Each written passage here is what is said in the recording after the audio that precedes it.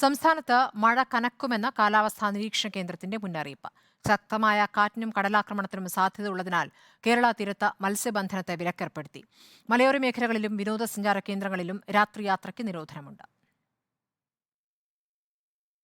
വേനലിന് ആശ്വാസമായി തുടങ്ങിയ മഴ സംസ്ഥാനത്ത് അതിവേഗം കഴിഞ്ഞ 24 മണിക്കൂറിനിടെ കൊല്ലത്താണ് കൂടുതൽ മഴ ലഭിച്ചത്. കൊല്ലത്ത് 224 മില്ലിമീറ്ററും പത്തനംതിട്ട നിലയ്ക്കലിൽ 202 മില്ലിമീറ്ററും മഴ ലഭിച്ചു. തെക്കൻ തമിഴ്നാടിന് മുകളിലെ ചക്രവാത ചുഴിയാണ് മഴയ്ക്ക് കാരണം. അടുത്ത ബുധനാഴ്ചയോടെ ബംഗാൾ ഉൾക്കടലിൽ ന്യൂനമർദ്ദം രൂപപ്പെടാനും പിന്നീടത് അതിതീവ്ര ന്യൂനമർദ്ദമാകാനും സാധ്യതയുണ്ട്. അടുത്ത 36 മണിക്കൂറിനുള്ളിൽ ആൻഡമാൻ നിക്കോബാറിലേക്ക് കാലവർഷം പ്രവേശിക്കും. മെയ് 31ഓടെ കേരളത്തിൽ കാലവർഷം എത്തുമെന്നാണ് കാലാവസ്ഥാ വകുപ്പിന്റെ പ്രവചനം. മഴയ്ക്കൊപ്പം ശക്തമായ കാറ്റിനും മോശം കാലാവസ്ഥയ്ക്കും സാധ്യതയുണ്ട്. മഴ മുന്നറിയിപ്പുകൾ പിൻവലിക്കും വരെ ഇടുക്കിയിൽ രാത്രികാല യാത്രയ്ക്ക് നിരോധനം ഏർപ്പെടുത്തി.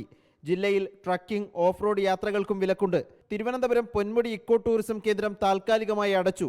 കേരള തീരത്ത് നിന്ന് 1.5 മീറ്റർ ഉയരത്തിൽ തിരമാലകൾ ഉണ്ടായേക്കും. ബീച്ചിലേക്കുള്ള യാത്രകൾ ഒഴിവാക്കാനും മത്സ്യബന്ധന വള്ളങ്ങൾ കെട്ടിയിട്ട് സൂക്ഷിക്കാനും സംസ്ഥാന ദുരന്ത നിവാരണ അതോറിറ്റി അറിയിച്ചു. കടലിൽ മോശം കാലാവസ്ഥ തുടരുന്നതിനാൽ മത്സ്യബന്ധനത്തിന് കർശന വിലക്കേർപ്പെടുത്തി. ഇനിയൊരു അറിയിപ്പുണ്ടാകും വരെ കടലിൽ പോകരുതെന്നാണ് നിർദ്ദേശം. റിപ്പോർട്ടർ, തിരുവനന്തപുരം.